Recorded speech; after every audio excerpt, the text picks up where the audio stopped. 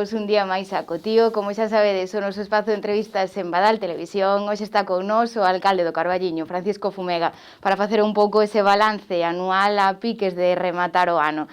Que tal, como estás, alcalde? Ben, recuperado, non? Xa recuperado. E, bueno, pois con ganas de retomar a actividade e aproveitar xa para felicitar a todos os veciños pois que pasen un bon Nadal e que disfruten da familia e dos amigos nestes días. Bueno, tamén temos que pedir que, a pesar de que disfruten, pois se fagan un pouco con prudencia, dada a situación da pandemia que temos agora mesmo no Carballiño, non? Sí, bueno, eu creo que o pobo do Carballiño sempre deu mostras de sensatez. É unha cousa que hai que agradecer seriamente pois a práctica totalidade da cidadanía. E sei que o van facer porque, bueno, evidentemente volvemos nun repunte importante, temos unhos datos que non son nada bons, e, sobre todo, bueno, pois unha problemática que lle volve a afectar de cheo pois a restauración, que tiñan unhas perspectivas de rematar o ano con uns números positivos e moi positivos en algúns casos. E constame que, bueno, pois que unha parte importante desas ceas de amigos, de empresas, de grupos, pois foronlle canceladas unha boa parte.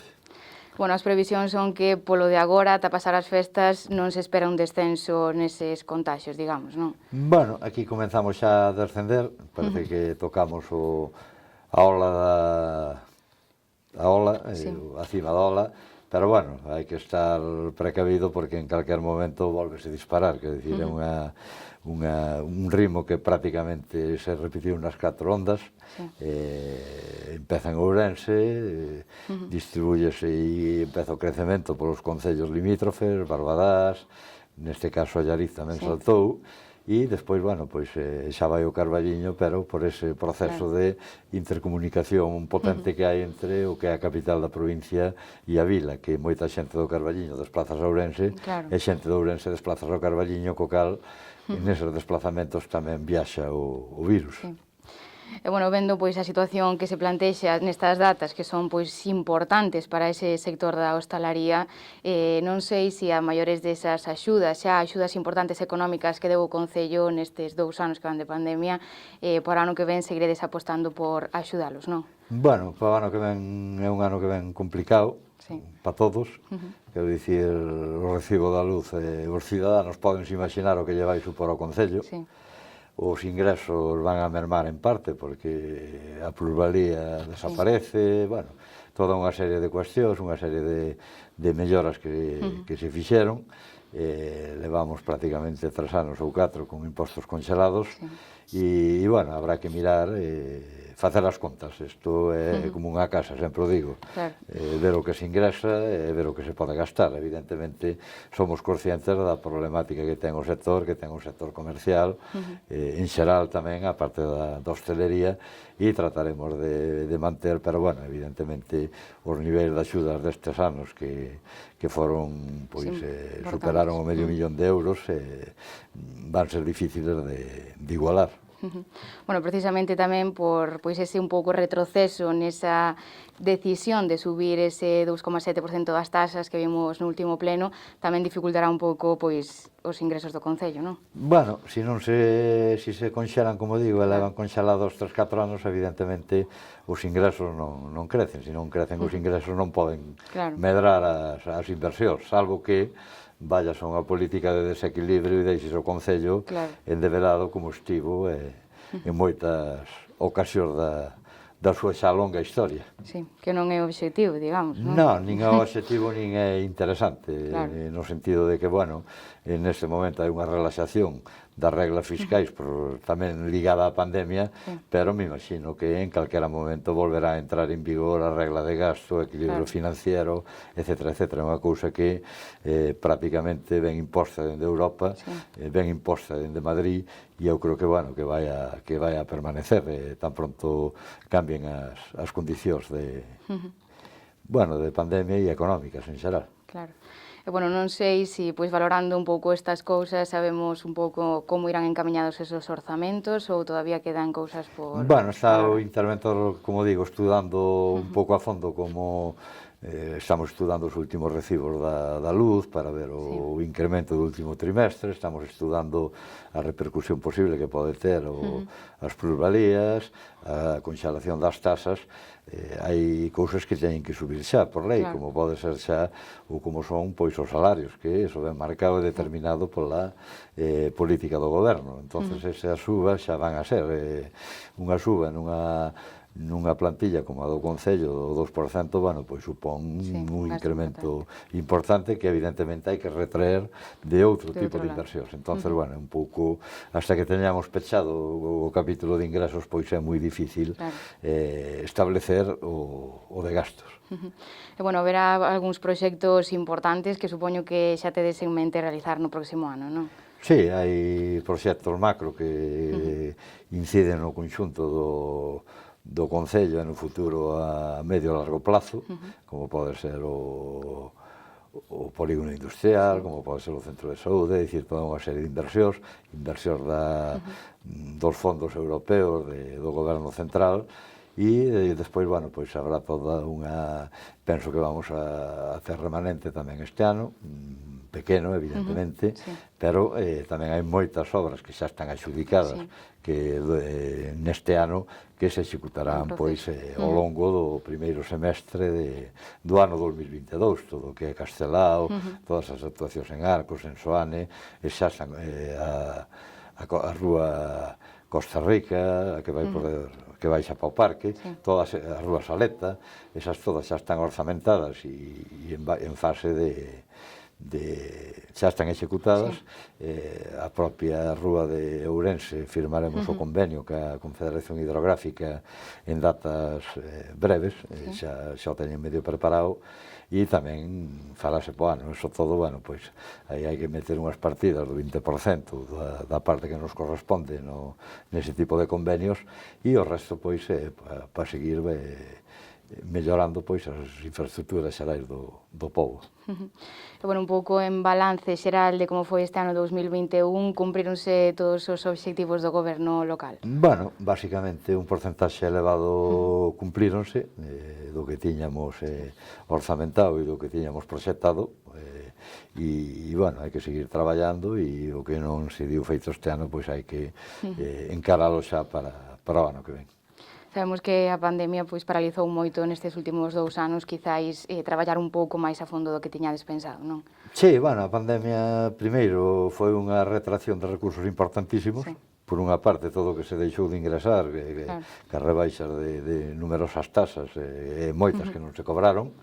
Por outro lado, foi un incremento de gastos notable, que incidiu en todo, en material sanitario, bueno, que se podería cifrar dunha maneira con pincel grosso en torno a 1 millón de euros, tranquilamente, entre axudas, gastos, etcétera, etcétera, e iso evidentemente influiu tamén no propio traballo do Concello, houve que reestructurar todo, o teletraballo, bueno, toda unha serie de medidas que afectaron ao conxunto das administracións e que no caso da administración local tamén repercutiu nun funcionamento, bueno, pois diferente. Non digo que non se funcionara, pero moi diferente ao que estábamos acostumbrados. O habitual. E, bueno, pasamos xa un pouco ese ecuador desta legislatura, supoño que pois ainda é cedo para pensar nunhas próximas eleccións de cara a, bueno, como te ves como candidato forte para os próximos anos? Bueno, eso o que me ten que ver como candidato forte é o pobo, que é o que toma a decisión. Eu podo me ver como queira, pero pouco vai importar como me vexeu.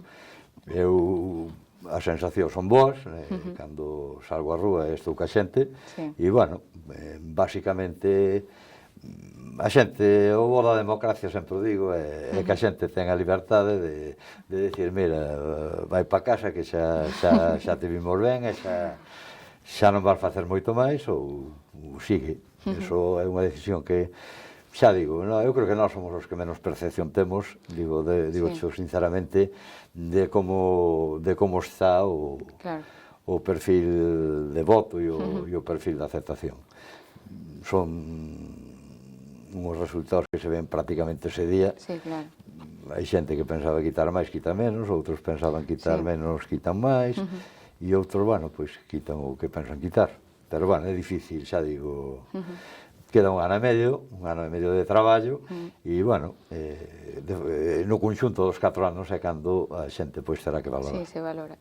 E, bueno, supoño que pois esta última legislatura sí que houve un pouco de cambios nese grupo de goberno. Supoño que pois agora sí que podemos dar un pouco esa sensación de como vedes o traballo en conxunto, sodes un equipo cohesionado. Sí, sí, desde o punto de vista de relación personal é unha auténtica maravilla, que é fundamental para traballar a gusto, é o máis importante, e desde o punto de vista de equipo, pois establecemos unhas reunións periódicas, poñemos obxectivos en conxunto e tratamos de que a transversabilidade, é dicir, a relación entre as distintas concellalías sexa o máis frutífera posible, porque en moitos proxectos pois, hai que combinar medio rural con medio natural, con obras, e pois o resultado é positivo. E, bueno, vemos que nos últimos congresos do Partido Socialista pois tamén fuches un dos nomes máis reclamados, digamos, tanto no galego como nese de Valencia, que tamén estiveches presente. Supoño que pois tamén esa confianza de partido é importante, non, para ti? Sí, é un respaldo dos compañeiros a nivel Galicia. Eles saben que a miña plaza e o meu sitio é o Carballiño. Non pretendían que me presentara para o provincial, xa dixen que non. E, bueno, pois o que quero eu e o que me move do punto de vista político pois é o Carballiño. Levo traballando por este pobo prácticamente toda a vida, dende que teño responsabilidades, e, bueno, pois aí centraremos os obxectivos nun futuro político inmediato.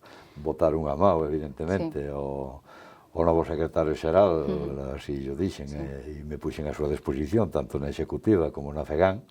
Na FEGAN sí que ten un tema máis importante desde o punto de vista municipal, porque estás onde realmente se toman decisións, se modifican proxectos, se fan propostas, como fixemos o aumentar a inversión da Xunta no servicio de asistencia no fogar, que prácticamente deixaba os concellos afogados, de pagar, estábamos a pagar 13,90 euros a hora, no novo concurso, pois pasamos prácticamente de 18 a 19, co cal, bueno, pois hai unha diferencia de 5 euros en hora, que supón moito ao longo dos anos para un concello como Carballiño, que ten un número importante de horas. Ese é un exemplo, ou outro exemplo pode ser os convenios que se están a sacar agora. O ano pasado, fai 2 anos, sacáramos a concurso a luz, un concurso aberto, no que prácticamente aforráramos 250.000 euros. Teremos que volver a sacalo, eso todo, bueno, pois hai a suma dos concellos e a posta en marcha de políticas comuns para o municipalismo galego. Aí sí que me interesa estar. Ofreceu un novo secretario xeral continuar na FEGAN e dixenlle que si encantado e que contara con nós para que fora necesario. Moi ben, bueno, pois encantados de terte aquí de novo, alcalde, e, bueno, desexar sobre todo nestas datas saúde, que é o máis importante, e, bueno, tamén despois dese pequeniño susto que tiveches. Si, no, saúde sobre todo hoxe, que onte pouco tocou. Si, no, ninguna pedrea. Nada.